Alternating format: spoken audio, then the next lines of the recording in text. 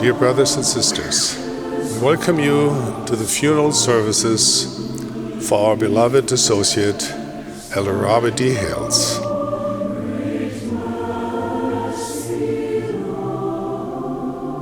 My personal feelings developed over associations that began more than 70 years ago. We have shared experiences that stretched and strengthened us, and some that tested us. I have in every instance learned from him.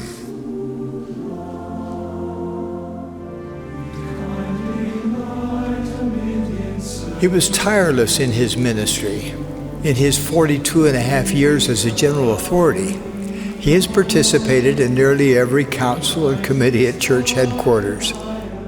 As we sat together over these many years, I've witnessed the great courage and complete dedication of Robert D. Hales. Many times I have reached over, touched his arm, and held his hand, and in small way felt the pain and difficulty he was experiencing. My dear friend has always been a hero to me, and I know he's now relieved and at peace with his beloved parents. Bob's perseverance in the face of health challenges is legendary. We who have watched him have wondered, how could he do it?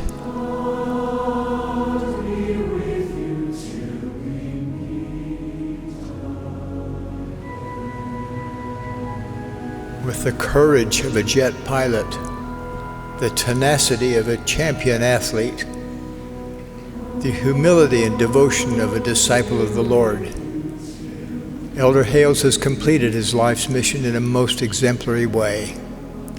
He has passed the tests of mortality and returned home with highest honors.